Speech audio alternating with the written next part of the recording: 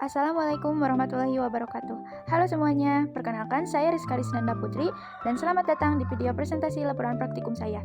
Hari ini saya akan mempresentasikan hasil dari praktikum titrasi alkalimetri yang telah kita laksanakan. Dalam video ini, saya akan menjelaskan tujuan percobaan, prosedur yang kami ikuti, data yang kami peroleh, hingga kesimpulan yang dapat ditarik dari hasil titrasi tersebut. Mari kita mulai. Tujuan praktikum. Yang pertama, terampil melakukan proses standarisasi atau pembakuan. Yang kedua, terampil melakukan penimbangan dengan teliti dan seksama. Yang ketiga, menetapkan kadar atau konsentrasi zat menggunakan prinsip analisis volumetri berdasarkan reaksi penetralan asam basa. Selanjutnya, dasar teori. Titrasi merupakan suatu metode analisis kuantitatif untuk menentukan konsentrasi dari suatu larutan menggunakan larutan lain yang telah distandarisasi atau larutan yang konsentrasinya telah diketahui. Larutan yang akan ditentukan konsentrasinya disebut titran. Prosedur analisis yang melibatkan titrasi dengan larutan-larutan yang konsentrasinya diketahui disebut analisis volumetri. Larutan standar atau larutan baku adalah suatu larutan yang konsentrasinya telah diketahui dengan pasti dan teliti, di mana proses penambahan larutan standar ke dalam larutan analit sampai terjadi reaksi sempurna disebut proses titrasi. Dalam proses titrasi ada beberapa hal yang perlu diperhatikan. Yang pertama, indikator titrasi. Yang kedua, titik ekuivalen atau titik akhir teoritis. Yang ketiga, titik akhir titrasi atau TAT. Larutan standar primer yaitu suatu zat yang sudah diketahui kemuniannya dengan pasti. Konsentrasinya dapat diketahui dengan pasti dan berdasarkan berat zat yang dilarutkan. Larutan standar sekunder adalah suatu zat yang kemuniannya tidak diketahui. Konsentrasi larutannya hanya dapat diketahui dengan teliti melalui proses standarisasi. Standarisasi dilakukan dengan cara netralisasi larutan tersebut dengan larutan standar primer. Suatu zat standar primer harus memenuhi persyaratan berikut. Yang pertama, zat harus mudah diperoleh, mudah dimurnikan, mudah dikeringkan, dan mudah dipertahankan dalam keadaan murni. Yang kedua, zat harus tidak berubah dalam udara selama penimbangan atau tidak higroskopis. Yang ketiga, zat harus memiliki ekuivalen tinggi. Yang keempat, zat harus mudah larut dalam kondisi apapun. Yang kelima, reaksi dengan larutan standar harus stoikiometri dan praktis. Asidimetri dan alkalimetri termasuk reaksi netralisasi, yaitu reaksi antar ion hidrogen yang berasal dari asam dan ion hidroksida yang berasal dari basa untuk menghasilkan air yang bersifat netral. Netralisasi dikatakan juga sebagai reaksi antar pemberi proton atau asam dengan penerima proton atau basa.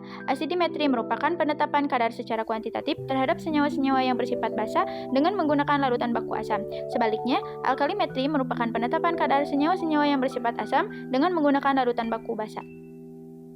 Titik akhir titrasi dapat diamati dengan menggunakan indikator atau menggunakan metode elektrokimia. Suatu indikator merupakan asam atau basa lemah yang berubah warna di antara bentuk terionisasi dan bentuk tidak terionisasinya. Kisaran penggunaan indikator adalah 1 unit pH di sekitar nilai pKa-nya. Sebagai contoh adalah penggunaan indikator penoptalin atau PP yang memiliki pKa 9,4, perubahan warna antara pH 8,4 sampai 10,4. Struktur PP akan mengalami penataan ulang pada kisaran pH ini. Karena proton dipindahkan dari struktur penol PP sehingga pH-nya meningkat. Akibatnya akan terjadi perubahan warna. Selanjutnya, alat dan bahan yang diperlukan dalam titrasi alkalimetri sebagai berikut.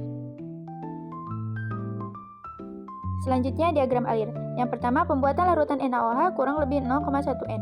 Prinsip kerja, sejumlah tertentu NaOH padat dilarutkan dan dianjurkan dalam aquades hingga konsentrasi dan volume yang diinginkan. NaOH padat 4 gram, dimasukkan ke dalam gelas kimia, ditambahkan aquades setengah dari volume yang diinginkan, diaduk hingga homogen, dimasukkan ke dalam gelas ukur 1000 ml, ditambahkan aquades hingga tanda batas, dikocok hingga homogen, dan dimasukkan ke dalam botol reagen dan diberi label, sehingga dihasilkan larutan NaOH kurang lebih 0,1 N.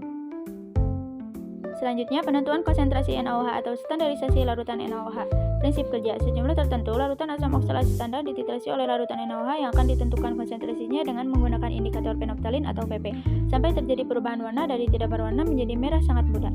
Asam oksalat dihidrat 3,15 gram dimasukkan ke dalam gelas kimia, ditambahkan aquades setengah dari volume yang diinginkan, diaduk hingga homogen, dibilasi ke dalam lembu ukur 250 ml, ditambahkan aquades hingga tanda batas, dikocok hingga homogen dan diberi label, sehingga dihasilkan larutan asam oksalat dihidrat. Selanjutnya dipipet 10 ml, dimasukkan ke dalam Erlenmeyer 250 ml, ditambahkan beberapa tetes penoptalin, dititrasi dengan larutan NaOH yang sudah berada dalam buret sampai terjadi perubahan warna dari tidak berwarna menjadi merah sangat mudah. Dilakukan titrasi sampai volume penetrasi konstan. Lalu dihitung konsentrasi NaOH sehingga didapat konsentrasi NaOH sebesar 0,09 N. Selanjutnya, penentuan kadar asam asetat. Prinsip kerja, sejumlah tertentu larutan asam asetat dititrasi oleh larutan NaOH standar dengan menggunakan indikator penoptalin sampai terjadi perubahan warna dari tidak berwarna menjadi merah sangat mudah.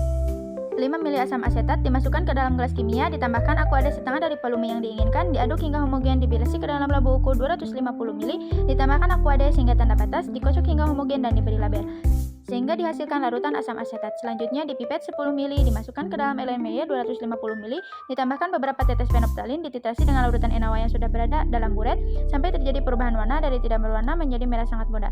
Dilakukan titrasi sampai volume peniter konstan, dihitung kadar CH3COOH sehingga didapat 21,6%. Selanjutnya tabel pengamatan. Pembuatan larutan NaOH kurang lebih 0,1 N.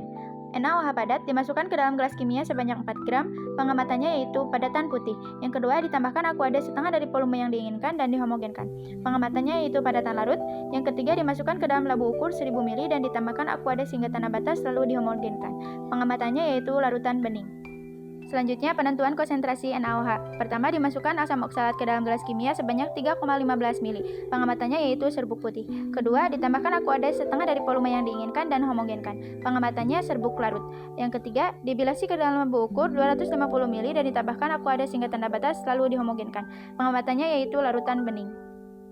Setelah itu, dipipet 10 mili asam oksalat dan dimasukkan ke dalam LNMY 250 mili. Pengamatannya yaitu larutan bening. Kedua, ditambahkan beberapa tetes fenolphthalein yaitu 2 tetes. Pengamatannya yaitu larutan bening. Yang ketiga, dititrasi dengan larutan NaOH sampai terjadi perubahan warna. Pengamatannya yaitu tidak berwarna berubah menjadi merah sangat muda. Yang keempat, dilakukan titrasi sampai volume peniter konstan.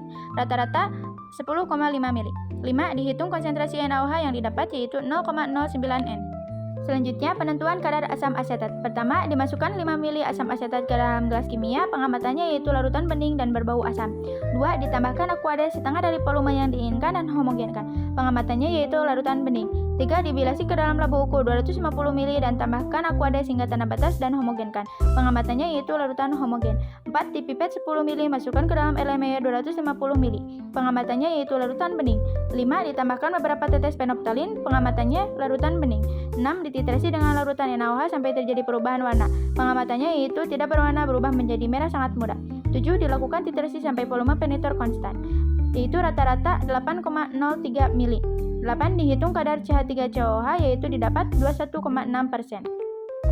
Setelah memahami prosedur praktikumnya, mari kita lihat bagaimana pengolahan data dilakukan.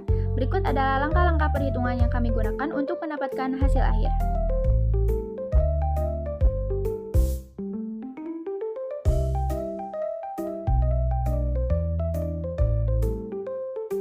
Pembahasan. Titrasi alkalimetri adalah suatu proses analisis atau penetapan kadar secara volumetri dan jumlah total suatu asam dalam suatu larutan dengan menggunakan larutan standar basa.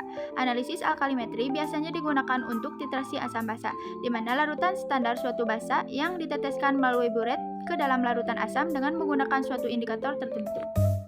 Percobaan pertama yaitu pembakuan atau standarisasi NaOH dilakukan untuk memastikan larutan standar tidak mengalami perubahan konsentrasi atau dengan kata lain memastikan ketepatan konsentrasi NaOH awal yaitu 0,1 N.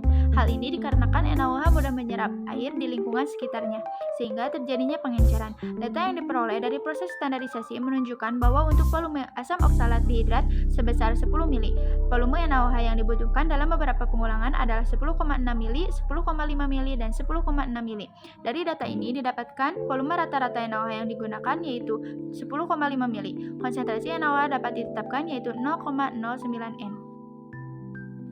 Percobaan kedua yaitu penetapan kadar asam asetat dengan menggunakan larutan NaOH yang dibutuhkan dalam beberapa pengulangan yaitu 8,1 mili, 8 mili, dan 8 mili.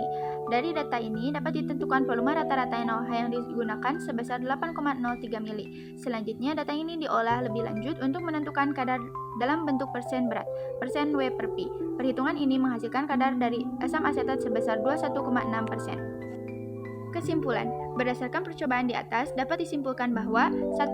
Mahasiswa telah melakukan dengan terampil proses standarisasi sehingga diperoleh larutan standar NaOH yang konsentrasinya diketahui secara akurat yaitu 0,09 N. 2. Mahasiswa menunjukkan ketelitian dalam menimbang menggunakan neraca analitik yang menjadi dasar penting dalam keakuratan konsentrasi larutan yang didapat. 3. Berdasarkan reaksi penetralan asam basa menggunakan analisis volumetri, kadar asam asetat yang dihasilkan 21,6%, sedangkan konsentrasinya adalah 0,07 N.